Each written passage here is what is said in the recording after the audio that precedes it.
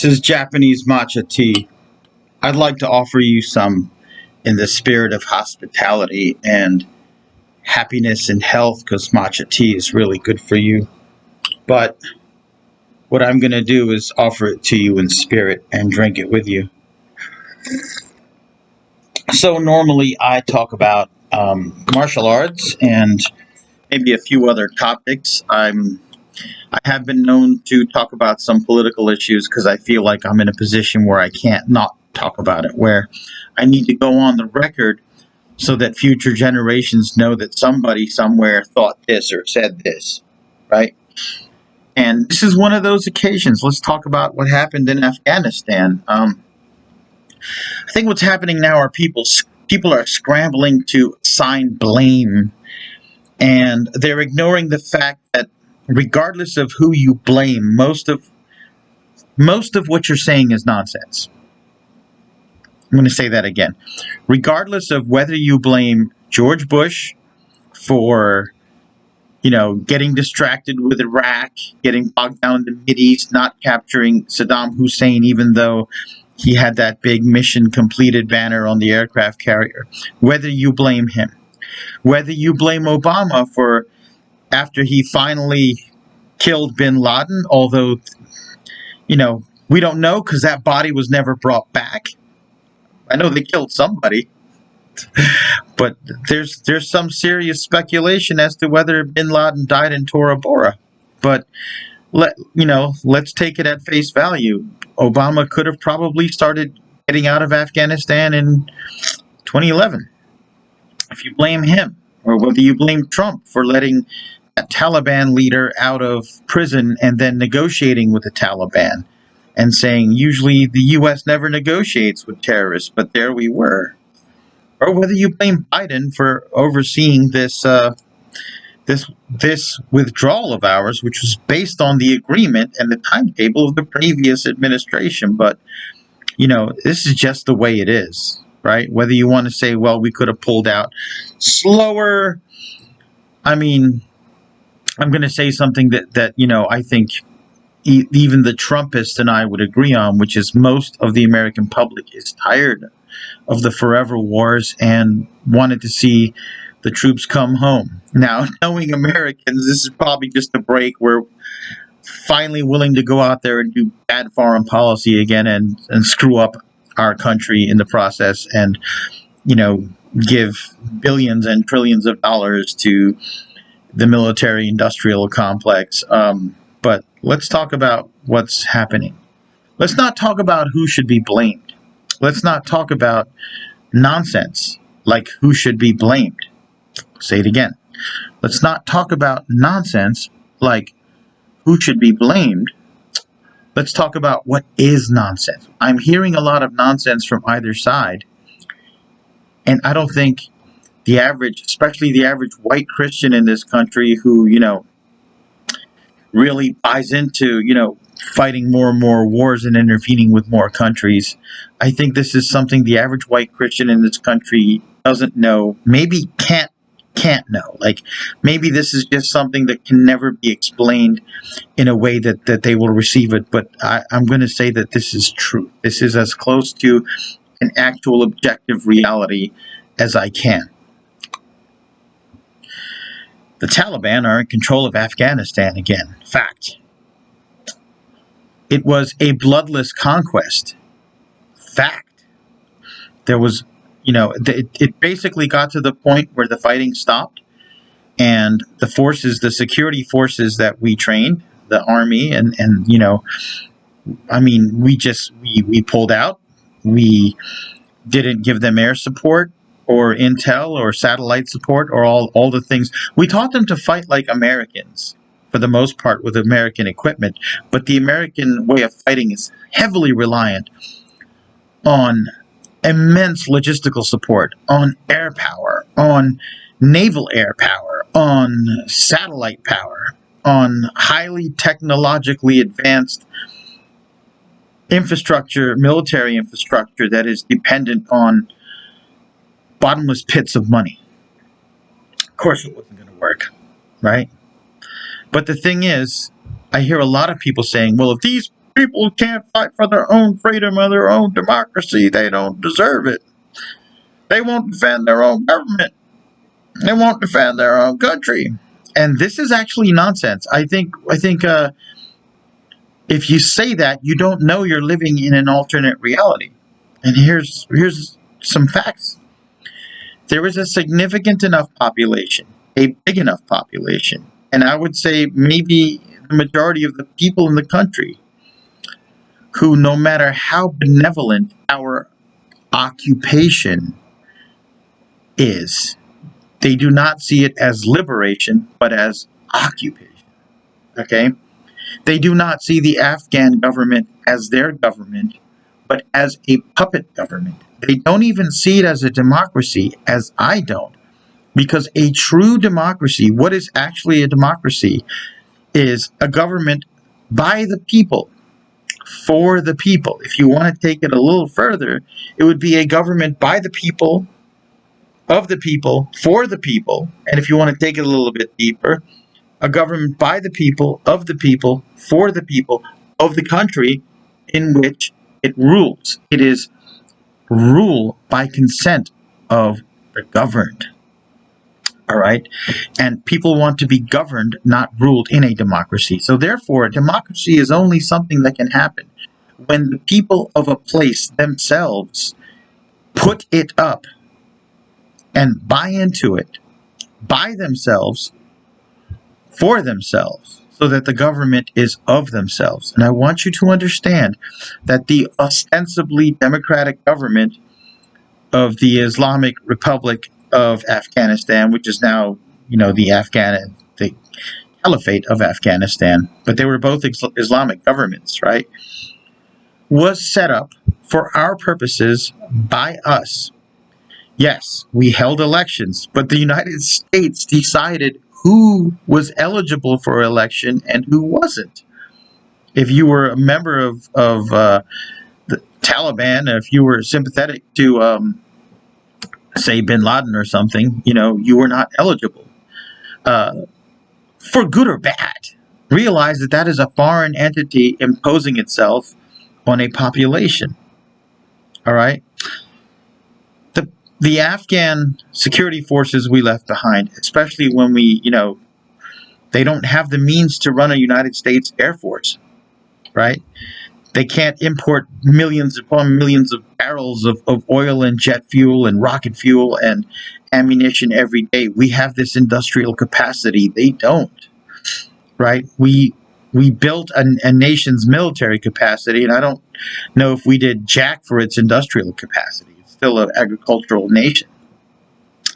And so they had to decide if they wanted to fight a civil war with their own people and peoples for a puppet government that abandoned them right away. And the puppet government was set up for the benefit of white Christians overseas, right? Folks, it was probably a no-brainer for many of them, okay?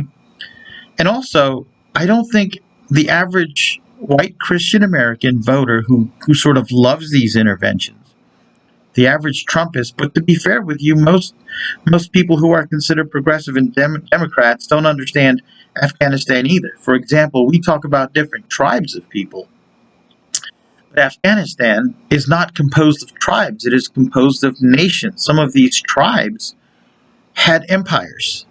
One empire came, another one went, another one arose. All right? And so they're not actually a unified polity. They are not, for example, the Afghan people. The people in the north do not like being called Afghans unless they're dealing with outsiders. For example, in the north, you have the Uzbeks, the Tajiks, the Turkmen, right? And they were all various empires at one point, okay? The Uzbeks are descendants of the Timurid Empire, okay, which controlled most of the Silk Road and chunks of Persia and all the way up to Turkey and part of the Balkans and expanding into India, and was poised to conquer China before Tamerlane died, of a disease of natural causes. Kind of like Genghis Khan. He was an unstoppable force, right? In the south, you have mostly the Pashtun, the people that we probably more properly could call Afghans, but they think of themselves as the Pashtun. You have another people called the Hazari, and they're more along the Persian border, and they're more Persian. And then you have a central part, which is small, which has various peoples, but many of them are actually Celtic, okay, or descent, or actually most Afghans, including the Pashtun, are actually have European genetics. They would be considered white people if all you could see was their DNA, right? They're not an ethno-linguistically homogenous people, right? The Pashtuns speak Pashto. They speak a different language. The Uzbeks speak Turkic language, but because the Pashtun people, there's so many of them in comparison to everyone else, they dominate the country, right? I mean, folks, these people kind of never actually wanted to be Afghans. They never wanted to give up their identity. I mean, the kindest thing that could ever be done externally to Afghanistan is for the country to be partitioned into balkanized states that can trade with each other and have relations with each other, but don't have to live under each other's rule and yoke. The people in the north are quite modern, even during the height of, post-Afghan civil war, Taliban rule. They were never completely conquered, the Northern Alliance people, and there were like co-ed schools and beauty schools and all sorts of things that somebody from Europe or America would recognize as progressive and westernized, right? Whereas the people in the South have kind of always lived the way they have. And I want you to realize something. They didn't perceive that they were going to be fighting for their country. They perceived that this puppet government that abandoned them right away, that was ruled by white Christians from America and Europe, wanted them to kill their own fellows, people that shared much with them, for external rule. They didn't. To many of these Afghans, expelling foreigners is fighting for freedom, is liberty, justice, and the Afghan way. I hope somebody somewhere in history reads this, because I think I'll be vindicated. If we would have stayed another 100 years, the situation would have been the same. And why do I know that? Alexander the Great, which I just call Alexander the not so great. I mean, as far as conquering and administering, he was a pimple on Genghis Khan's butt, right? Alexander took over that region, couldn't hold it very long. The Romans never got there. The Chinese never got there. The Persians, I think, tried here and there. Couldn't stay, right?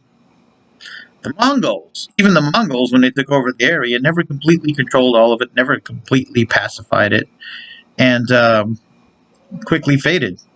I mean, they couldn't hold it. The British were there 100 years. The Afghans fought them for 100 years and expelled them. Same thing from the Soviets, who were as brutal as the Mongols, but they had tanks and chemical weapons and biological weapons and machine guns and air support, and they couldn't hold it. And we were there. We tried ruling our way. We tried setting up, a puppet government. We would have changed nothing. It is in the nature of those people. They're practically unconquerable. Okay, and a lot of it is terrain, and a lot of it is this hard scrabble existence they have that makes them ideal insurgents, right? I will tell you something though. My father was born in northern Afghanistan. He was an Uzbek person. My genetic test I took tells me he probably had quite a bit of Persian in him and probably some Jewish in him and other things. I mean, the DNA doesn't lie, right? But I get easily distracted. But I remember visiting Afghanistan in 1975 before my family moved to this country. And I do remember the things I saw. That we were on a bus all the way from Adana to Kabul, and there were lots of Europeans and Americans, lots of Westerners on that bus going there for tourism. And we got to Kabul, and there were Afghan soldiers and police patrolling the streets, maintaining law and order. And there were women unveiled walking around. You can see it in films and photos. There were women in miniskirts working in offices and in stores. There were white women all over the place shopping. There were hippies looking for hashish and funky clothes. It was part of the hippie trail. From the early 1900s, when they achieved their complete independence, to about 1975, Afghanistan was one of the most peaceful spots on earth. It was like a Shangri-La. It was definitely the most peaceful place and the most free place in Central Asia because the Soviets hadn't yet dominated it. Left alone, if they want to, they will achieve a form of modern, progressive compromise between Western and, Asian, between Islamic and secular culture on their own timescale. Every time anyone's interfered with them, it has set them and the interferer back. It is called the graveyard of empires for a reason. If you truly want what's best for the Afghan people in the long term, you should probably leave them alone, trade what you need, buy what you need, sell what you need, do diplomacy, secure the borders. There's going to be probably a series of civil wars and insurgencies against the Taliban at some point. If the Chinese want to invade, let them face the suicide bombers and insurgents. If the Turkish government wants to assume authority, or the Iranians, let them do it. If India, Pakistan want to do it, they will be expelled at some point. It's the graveyard of empire. I'm glad we got out. What I'm seeing on television is horrible. It's a horror. Also, another thing, a lot of people are saying, well, why are they fleeing their own country? I don't think you understand that those who were our translators and guides are perceived of by a significant part of that country, or what used to be Afghanistan, as traitors, collaborators. All right? If dark-skinned foreigners invaded the U.S., worshiping a dark-skinned god, imposing some form of a puppet government that they called a democracy on us, enough of us would fight, enough of us would struggle with long and short term, and the result would be the same. We would much prefer our own screwed up government to an externally imposed government from a people that don't look like the ruling class. You white Christians wouldn't want a dark-skinned person from Latin America or Africa or Afghanistan or the Middle East or Asia imposing their government, religion, and culture on you in the name of a democracy. You wouldn't want it. You would fight it. We got out. Too late. Better late than never. If you want to open your heart and bring in immigrants, bring in refugees, that is on you. If you are truly the superior, compassionate people with the better religion and the better culture and the superior race that all my life you have told me you are, this is your chance to actually demonstrate it. Okay? But I'm just saying, graveyard of empires, it was time to leave a long time ago. I know a lot of you don't want to hear that. I'm not your enemy. I'm an American fighting man. I did 4 years active duty in the Marine Corps. I did 6 years New Jersey National Guard. All right. I've always supported this country and the Constitution. But our Constitution was not designed to invade other countries. We defended ourselves when we had to. We should have ended the mission when the enemy was defeated. Bin Laden was dead. Could have gotten out a long time ago with less bad consequences. Let's not screw this up. Have a good